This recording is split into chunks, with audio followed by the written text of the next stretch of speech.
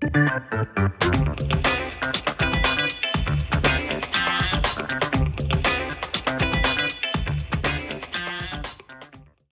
let's talk about a few ways to gain voice of the customer.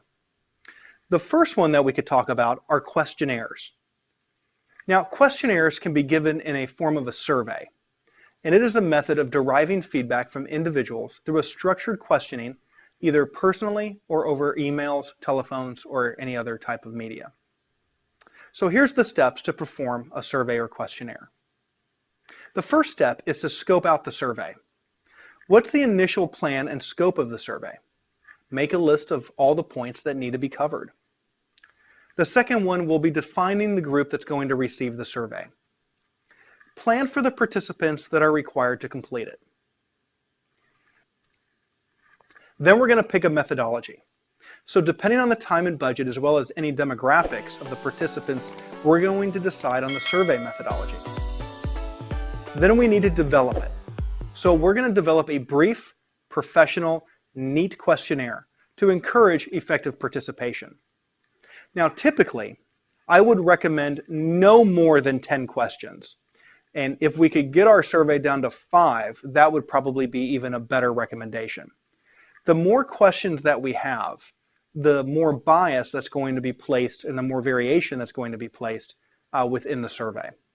10's a really good number to choose. And then after we develop that questionnaire, we're going to start looking at some sort of completion.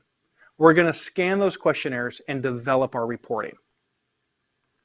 Now there are some advantages and disadvantages to questionnaires. Some advantages would include the fact that they are a very low-cost approach to gain voice of the customer.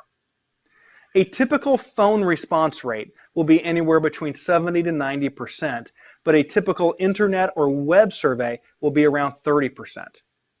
You do get your results incredibly fast, and the analysis of the questionnaire requires very few trained resources. The disadvantages to them is that it is an incomplete result of unanswered questions, which means if they don't answer them all, you're not going to get all your data, which could lead to a lack of clarity. Again, that 20 to 30% response rate for mail or email is a very low response rate and may not necessarily give you the clarity or the information that you're looking for from the population. And then especially during phone surveys, the interviewer may be influenced by the interviewee. So what's the difference between a telephone survey and a web survey? One of the more popular methods of surveying is using the telephone and the internet. So with a telephone survey, this is used for general survey and when the sample size consists of a generic population. It is expensive and is conducted within a limited time. Now, clarification for some of those answers are possible because you're physically talking to the survey respondent.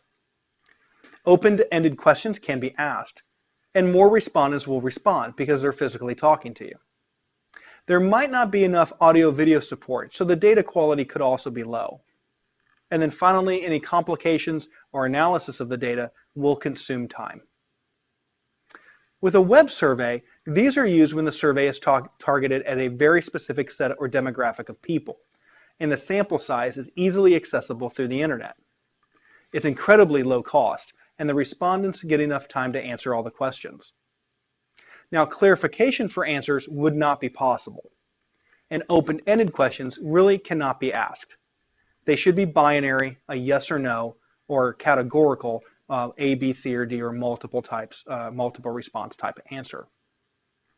Less respondents will respond, and audio and video support is possible, so the data quality is going to be better than that of a telephone survey.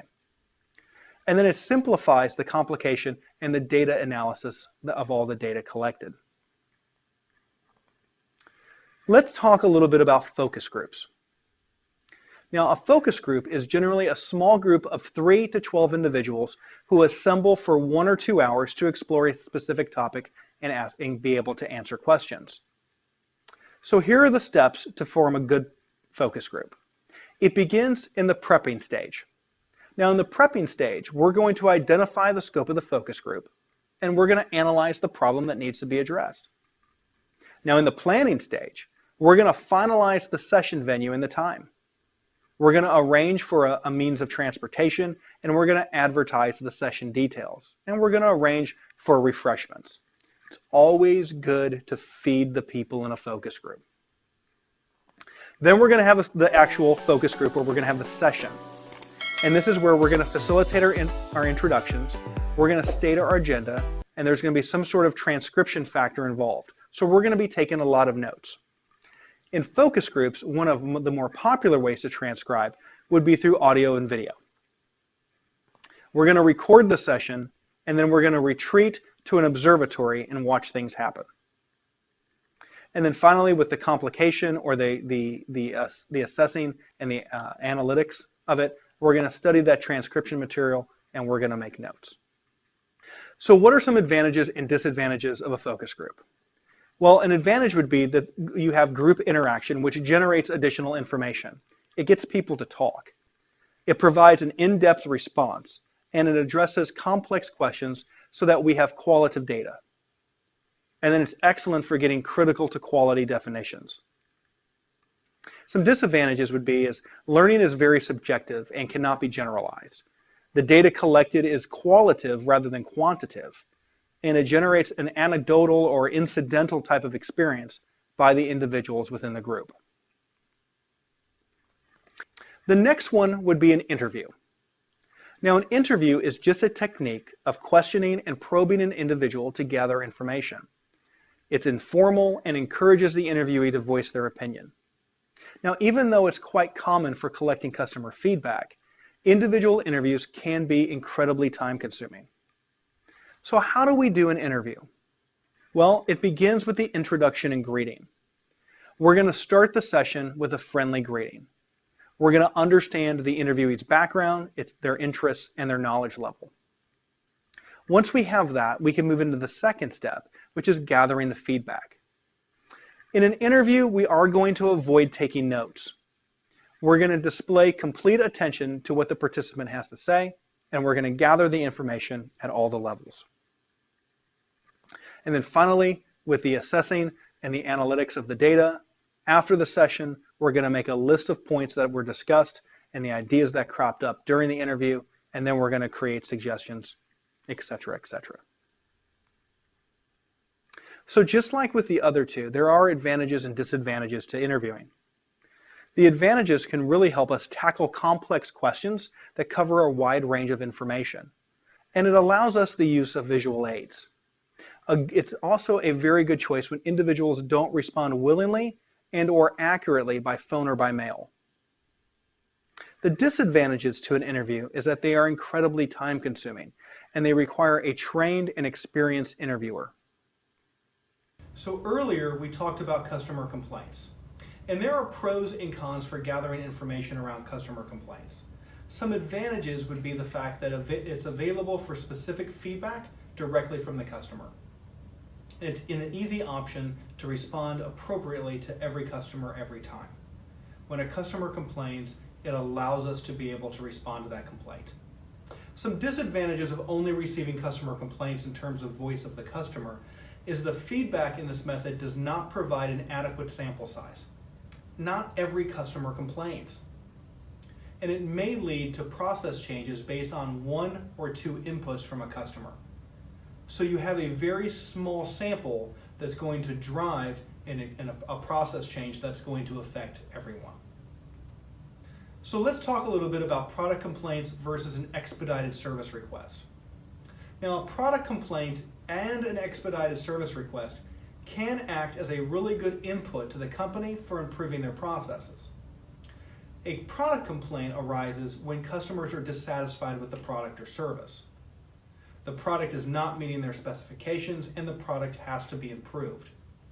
Or when a customer needs for the product are not completely identified.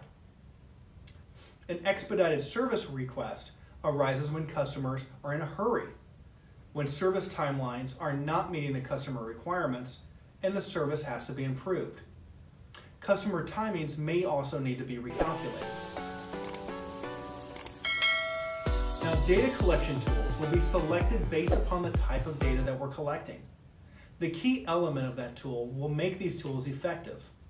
And it begins by getting the data that is directly collected from the primary source and reducing the scope in terms for miscommunication or for a loss of information. Data that is highly reliable as it is collected exclusively for a stated purpose, and the data is captured after understanding of the organizational purpose, making that all this data relevant. And then the data is collected instantaneously when there is a requirement, making it up to date and valid. Now, customer requirements need to be accurately defined within the data. Now, the tools to help us get enough information about the customer requirements through which the process for improving or creating the product or services that the customer requires can be developed. So reviewing collected data is absolutely important. We need to review that collected data to eliminate any vagueness, ambiguity, or any unintended bias. So here we have a customer feedback sheet. The customer feedback sheet is asking some very important questions. It's asking the customer's name and their gender, male or female. It's asking for their occupation, either student or professional. And then it's asking some questions. Were the sales executives supportive? Yes or no?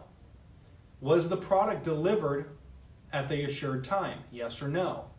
Or please rate overall experience between 1 through 10, with 1 being the lowest and 10 being the highest. So when we look at that example, take a second to just see what kind of information we're going to be able to draw from that. A lot of that information that's coming back on that particular form would have vagueness. It has some ambiguity, and it might have some intended bias. It also may not be asking the right questions. Now here's the example of that exact same customer feedback sheet after we reviewed the data collected and created a more robust questioning strategy. We still need the customer's name and we still need their gender, so that didn't change. But we did expand upon occupation. So instead of just having student and professional, now we have student, professional, and other, and if it's an other, we ask them to please specify what their occupation is. Then we still ask the same question, but we ask it in a different way. Rate the sales executive based on the following areas. 10 equals high to 1 that equals low. So rate your sales executive based on politeness, the ability to understand and identify your problem, to quickly reply to your inquiries, and then an overall sales executive, an overall rating. So you see how that's so much different than the question of, was your sales executive supportive? It allows us to dig deeper into really understanding where the pain is at. The next question is, was the product delivered at the assured time? So that's the same as the original customer feedback sheet. And then please rate your overall experience between 1 and 10, with 1 being the lowest and 10 being the highest, which is the exact same question before. So by taking a little bit of time and really digging deep into the question that you want to ask, and then finding these rating schedules, it allows us to have a better customer feedback sheet. So the voice of the customer is a technique to organize, analyze, and profile the customer's requirements. So why is it so important that we translate customer requirements? Well, a customer requirement is the data collected from customers that gives information on what they need or want from a process. Now, customer requirements are often high level, they're vague, and they're non-specific. Customer requirements, when translated into a critical process requirement, that are very specific and measurable, and we call these things CTQs, or critical to quality factors. So a fully developed CTQ has 4 elements. It has the output characteristic, it has our Y metric, it has our target, and it has our specification and tolerance limits. So a critical to quality factors are quality parameters that are set by the organization that is relating to the customer's needs. And a CTQ tree is a diagram-based tool that helps develop and deliver quality products and services.